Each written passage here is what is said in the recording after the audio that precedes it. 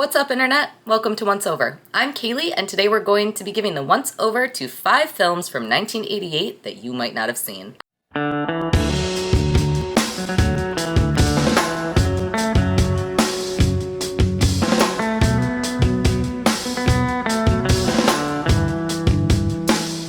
I decided to continue this series. I had a super fun time talking about 5 movies from 2015, which you might not have seen, which if you didn't check that out, I will link it down below or do whatever the things are. So I decided to keep going, and this week we are going to be looking at movies from 1988. 2015 I had picked on a total whim, but I have a reason for 1988. It's because I was just reviewing Halloween 4 with Eric from Cradle to the Grave podcast, where he is talking about lots and lots of films from 1988, so I decided to jump on his bandwagon because that was a super fun time. If you haven't checked out his podcast, you absolutely should. He gets amazing guests. I felt honored to be one of them. I was like, I am not worthy. And I just absolutely love all of the content that he's putting out. I will link all of his stuff down below. All right, so let's get right into it. The first movie that I want to talk about is a movie that, I don't know, you might have seen it. I feel like lots of people have, and lots of people also really fucking hate it. It's Vampire's Kiss.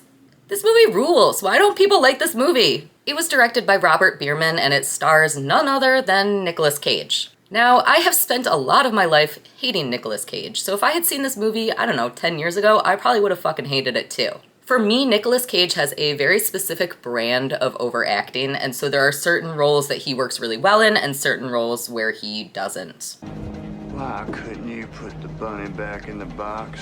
The bees! He nails this role. He stars as publishing executive Peter, who is bitten by a vampire and starts exhibiting some erratic behavior. This movie is chock full of freak-out scenes, and I don't even know how to describe what happens in it. A, B, C, D, E, F, G, H, I, J, K, L, M, N, O, P, Q, R, S, T, U, V, W, X, Y, Z! Huh?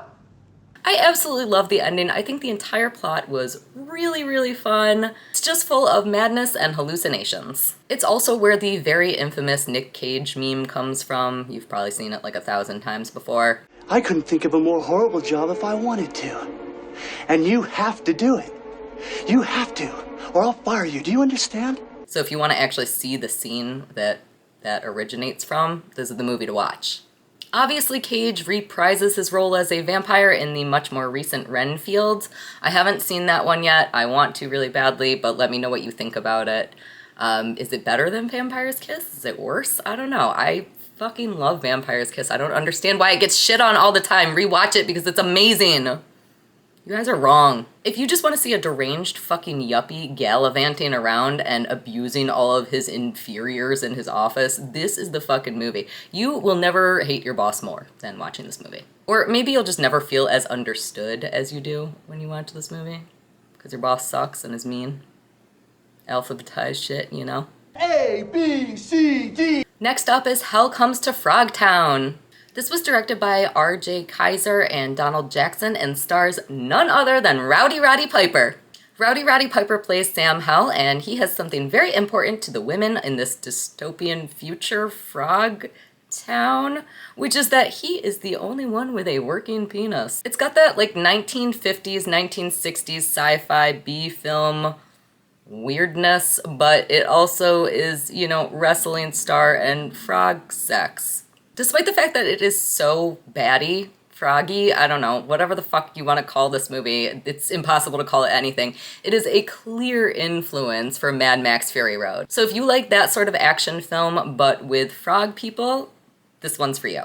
I'm Mr. Frog. This is my show. I eat the bug. I ate the bug. I actually did a full review of this film way back in the day, so if you want to check that out, I will link that down below as well. Next, we have another film that I recently reviewed, which is Dead Ringers. Dead Ringers was directed by David Cronenberg, and it stars Jeremy Irons as twin gynecologists who swap places with each other. And there's lots of vaginas.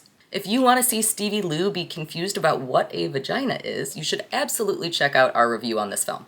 3 vaginas? What makes this movie so incredible is Jeremy Irons' performance. He gives the two twins unique identities, which is near impossible to do. And even though they obviously look so similar because he is the same guy, I can always tell them apart.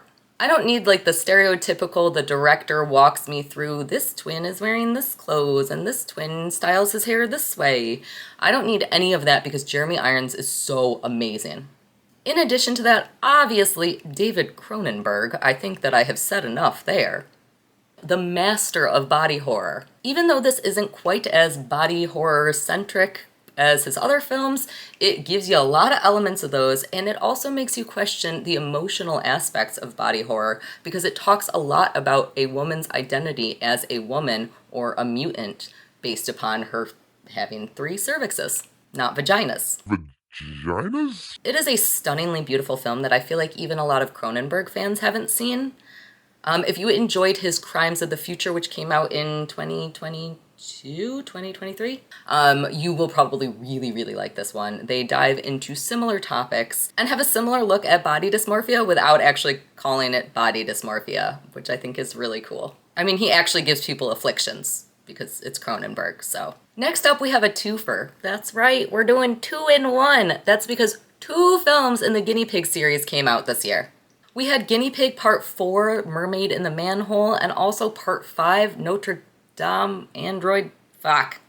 I think that this whole series has value. If you are not familiar with this series, it is a snuff film series. It's interesting. Most famously, Charlie Sheen thought that Guinea Pig Part 2, The Flower of Flesh and Blood, I think it is, he thought that that was a real actual snuff film that was not fake, so he reported it to the authorities. It turns out it was fake. So these are shorter films that are generally filmed extremely well in very up-close gore and violence that makes you think that people are actually dying. Now, why do I like that, you might ask? I think it's interesting to confront things like that. This might not be for you. I get it. I 100% get it. But I think that it's interesting to look at the most horrific parts of humanity. 3 vaginas? And the Guinea Pig series does that. That said, Flower of Flesh and Blood is probably my favorite in the series. However, these 2 do have their merits, and I think that they're interesting. Mermaid in a Manhole follows around an artist who finds a mermaid in a manhole, in a sewer. And there's a lot of talk of death. It is weird, fishy, fun times. I don't know, it's not at all like Shape of Water. It's not even a sort of like that. But it is weird and it is graphic. Android of Notre Dame is all about experiments getting performed, which I would say is pretty traditional for the Guinea Pig series. Do you guys like the snuffy films? I don't know. I get it. I get it that other people don't like it. I get it. It's hard to watch. I like things that are hard to watch. I want to vomit when I watch movies. I don't actually want to vomit when I watch movies, but I want to feel like I do. And last up is Errol Morris's The Thin Blue Line. If you are at all interested in true crime, this is for you. This is the documentary that effectively invented the genre. Errol Morris, before anybody else, was combining the style of doing documentary interviews along with reenactments in a way that was truly cinematic. This was way before Netflix obviously jumped on this bandwagon of doing everything in this beautiful over-the-top way when talking about true crime, but Errol Morris really invented this genre. The film itself looks at the investigation of a police officer's murder in Dallas. Unsurprisingly, it looks a lot at how the cops handled this crime scene with a title like The Thin Blue Line. Morris is probably my favorite documentarian. I really love his movie Tabloid, which came out in 2010 and is about a former Miss Wyoming who is charged with kidnapping. And also Gates of Heaven, which came out in 78 and is about a pet cemetery. I think he has a really unique way of looking at the world. I think sometimes he probably tells a biased story, but he knows how to tell a story. And honestly, at the end of the day, isn't that what film watching should be, is me watching a story? Anyways, that concludes 5/6 movies that I loved from 1988 that you might not have seen. Do you hate me for including snuff films? There were like a fuck ton of movies from 1988 that I think are super cool. I gotta do another one of 1988. You guys have all probably seen Vampire's Kiss anyway. I don't know what I was thinking here. I know what I was thinking, duh.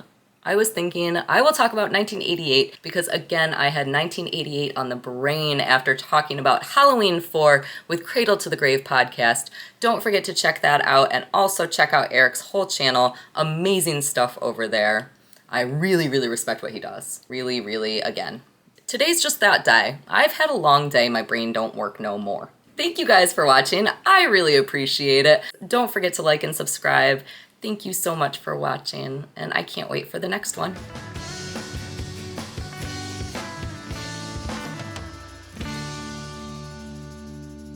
Three vaginas?